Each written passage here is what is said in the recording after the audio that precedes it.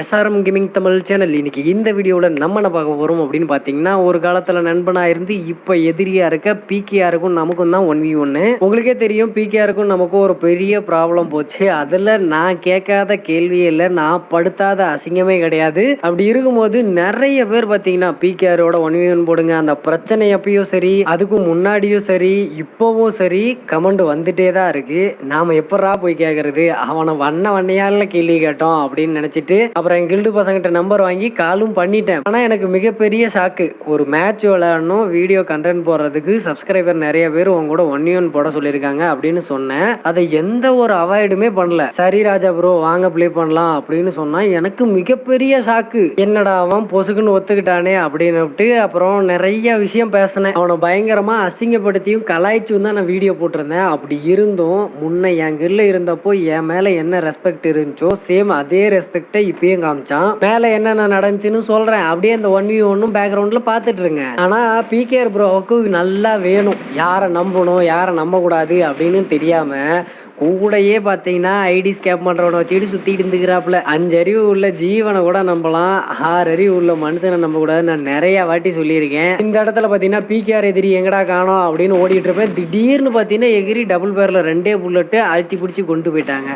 ஆமாம் இல்லை, இவர் கிராண்ட் மாஸ்டர் பிளேயரில் நம்ம 1 டேப் பிளேயர் மாதிரி ஆட்டிருக்கோம் அப்படின்னு சொல்லும்போது நான் கிராண்ட் மாஸ்டர் பிளேயரும் தான், பட் 1 டேப் விழுவாமலாம் இல்லை, நானும் அடிப்பேன் அப்படிங்கிறதுக்கு ஏற்ற மாதிரி மறுபடியும் அடிச்சிருப்பாங்க.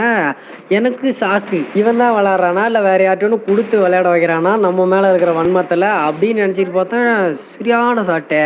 இதுக்கு மேலே விடக்கூடாது அப்படின்னு நான் அதுக்கு மேலே கொஞ்சம் கான்ஃபிடெண்ட்டாக ஆட ஆரம்பிப்பேன். பட் இருந்தாலும் பார்த்தீங்கன்னா அழுத்தி பிடிக்கு முன்னாடி 1 டேப்லாம் ஒன்றுமே இல்லை அப்படின்னு இதில் நிறைய இடத்த பார்த்தீங்கன்னா ப்ரூஃப் ஆகிருக்கும். வெயிட் பண்ணி பாருங்கள். நான் அந்த மேட்ச்சு கேட்கும்போது தேவையில்லாமல் மறுபடியும் ஏதாவது பேசி சண்டை கிண்டா வரும், ஏதாவது அசிங்கமாக்கிட்டு பேசுவோம் அப்படிங்கிற மாதிரி நான் நினச்சிட்டு இருந்தேன். பட் ஆனால் ஓகேன்னு ஏற்றுக்கிட்டு வந்ததே எனக்கு அதிசயமாக இருக்குது. அந்த பிரச்சனை அப்பயுமே நான் சொன்னேன், பிகேஆர் ப்ரோ நீ ஒரு வகையில் நல்ல ஒரு கேரக்டர் தான், இல்லைனா என் கில்டில் இவ்வளோ நாள் இருந்திருக்க மாட்டேன், உனக்கு நான் அந்த மாதிரி சப்போர்ட்டும் பண்ணியிருக்க மாட்டேன், உனக்கு நல்லவன் யாரு கெட்டவன் யாரு அப்படின்னு தெரியாமையே கூடயே வச்சுட்டு சுத்திட்டு இருந்திருக்கேன், இதுக்கு மேலேயாவது புரிஞ்சு நடந்துக்கோ. இந்த இடத்துல ஒரு 1 டேப் விழுவோம். எனக்கு சரியான சாக்கு, என்னடா அது இவன் இப்படி ஆடுறானா, அதுவும் பார்த்தீங்கன்னா நம்ம ஒரு ரவுண்டு தானே அடிச்சிருக்கோம், 3 ரவுண்டு போச்சுரா அப்படின்ட்டு சரி இதுக்கு மேலே ஓவர் கான்ஃபிடென்ட் தான் அப்படின்னுட்டு நான் பார்த்தீங்கன்னா பங்கமான கான்ஃபிடென்ட்ல போயிட்டு இருக்கேன். இன்னைக்கு ஒரு அடியில் மண்டை கழட்டி கையில் கொடுக்குறேன்டா அப்படின்னுட்டு. ஆனால் நான் நினச்சி போன மாதிரியே டம்முன்னு ஒரே அட்டம்ல அடிச்சிருப்பேன். இந்த இடத்த சுட்டு காமிச்சு நான் இங்கே தானா இருக்கேன் இந்த பக்கம் வா அப்படின்னுட்டு காமிச்சிட்டு போய் ஒரு அட்டம் தான் அடிப்பேன். இத்தனைக்கும் பார்த்தீங்கன்னா தெளிவாக பார்த்து கூட அடிச்சிருக்க மாட்டேன். தரமான ஒரு ஹெட் ஷாட்டு, நான் எக்ஸ்பெக்ட் பண்ணாத ஒரு ஷாட்டு.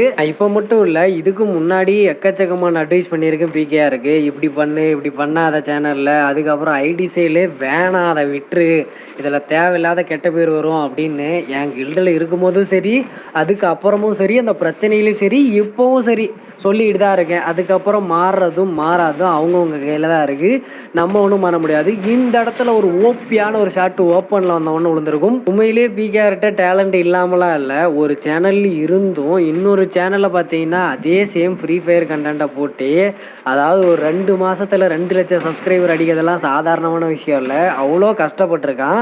ஆனால் எந்த அளவுக்கு கஷ்டப்படுறானோ அந்த அளவுக்கு அதை வேகமாக அழிச்சிக்கவும் செய்கிறான். அதுதான் அவன் பண்ணுற மிகப்பெரிய தப்பு. ஒவ்வொரு சீசன்லேயும் ரேஜன் போகிறான். இப்போ கூட பாருங்கள் 21வது பிளேஸ்மெண்ட்டில் இருக்கான். அந்த இடத்துல ஸ்டே பண்ணுறது அப்படிங்கிறது புஷ் பண்ணுற ரேங்க்டு பிளேயருக்கு தான் தெரியும் எவ்வளோ கஷ்டம் அப்படிங்கிறது. அந்த அளவுக்கு கஷ்டப்படுற நீ, கஷ்டப்படுறதுக்கு ஏற்ற மாதிரி உன் சேனலும் நல்ல க்ரோ ஆச்சு. அப்புறம் எதுக்கு இந்த ஐடி சைட்லாம், சரி ஓகே இது அவங்களோட பர்சனல், நம்ம எதுக்கு வந்தோம், 1v1 கண்டென்ட் கேட்டோம், ஒரு மரியாதைக்கு மதித்து வந்தான், இந்த மாதிரி 1 டேப்லாம் அடித்தோம், அவனும் பதிலுக்கு நம்மளையும் அடித்தான். ஸோ சப்ஸ்கிரைபர் நிறைய பேர் கேட்டதுனால அவங்களோட 1v1 ஒரு கண்டென்ட்டை மேக் பண்ணியாச்சு. உண்மையை சொல்ல போனால் தமிழ் கம்யூனிட்டியை மாற்ற வந்த கடவுளும் கிடையாது, ஒவ்வொருத்தருக்கும் அட்வைஸ் பண்ணுறதுக்கு நான் ஞானியும் கிடையாது. எனக்கு தெரிஞ்சதை சொல்கிறேன், நல்லதுன்னு பட்டா எடுத்துக்கோங்க, கெட்டதுன்னு பட்டா தள்ளி விட்டு போய்கிட்டே இருங்க, அவ்வளோதான் மேட்ரு.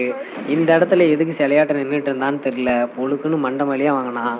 இது வரைக்கும் பார்த்தீங்கன்னா 6க்கு 3ன்னு போயிட்டுருக்கு. சரி ஓகே இன்னும் 2 ரவுண்டு தானே, 8 ரவுண்டு போட்டு கிரியேட் பண்ணியிருக்கான், ஈஸியாக அடிச்சிடலாம் அப்படிங்கிற ஒரு கான்ஃபிடென்ட்டில் நானும் பார்த்தீங்கன்னா அடிச்சுட்டு இருந்தேன்.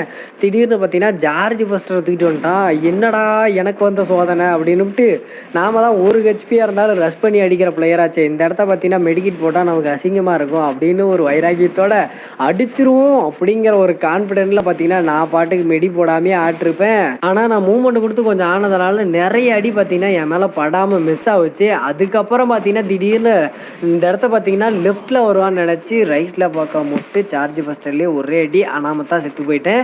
இப்போ பார்த்தீங்கன்னா 6க்கு 4ன்னு போயிட்டுருக்கு.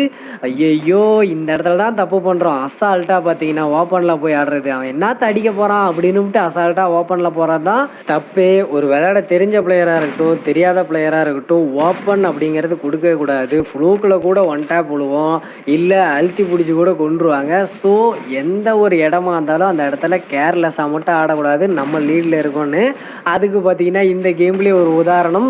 இந்த இடத்துல ஒரே அடியில் 150க்கு மேலே போயிடுச்சு. இந்த இடத்த பார்த்தீங்கன்னா நான் கொடுத்த கொஞ்சம் மூமெண்ட்டு குளோல் போடுறது அது இதுன்னு பார்த்தீங்கன்னா நான் இப்பயும் பார்த்தீங்கன்னா அடிக்க ட்ரை பண்ணிட்டேன். அதான் நான் பண்ண தப்பே. இந்த இடத்த நான் நினச்சிருந்தா பார்த்தீங்கன்னா ரவுண்ட் அப் பண்ணி மெடிக்கேட் போட்டிருக்கலாம். ஸோ தேவையில்லாத வேலையை பார்த்துட்டேன். அதான் அந்த ரவுண்டு அதிகமாக இருக்கும் அப்படிங்கிற கொழுப்பு. சரி ஓகே இதுக்கு மேலே விடக்கூடாது அப்படின்னு கொஞ்சம் ஓவர் கான்ஃபிடென்ட்டை தாண்டி அதுக்கு மேலே விளாண்டுருக்கேன்னா பார்த்துக்கோங்களேன். ஆனால் அதே மாதிரி பார்த்தீங்கன்னா நான் போவேன், எனக்கு சமத்தையாக அடி விடுவோம். அதுக்கேற்ற மாதிரி நானும் பார்த்தீங்கன்னா அடிச்சிருப்பேன். உண்மையிலேயே இதில் எந்த ஷாட்டு நான் அடித்ததுலேயே ஃபேவரட்டான ஷாட்டு அப்படிங்கிறத மறக்காமல் டைம்லைன் நோட் பண்ணி கமெண்ட் பண்ணி விடுங்க. இன்னொன்று பார்த்தீங்கன்னா நம்ம ஒரு நன்றி சொல்லிக்கலாம். எதிரியாக இருந்தாலும் அந்த பழக்கத்துக்கு பார்த்தீங்கன்னா விசுவாசமாக கூப்பிட்ட உடனே ஒரு மரியாதைக்காவது வந்து விளையாண்டதுக்கு பிகேஆர் ப்ரோவுக்கு மிகவும் நன்றி. ஒரு வழியாக பார்த்தீங்கன்னா நீங்கள் எதிர்பார்த்த அதிக பேர் கமெண்ட் பண்ண அந்த ஒரு வீடியோவை போட்டாச்சு அப்படின்னு நினைக்கிறேன்.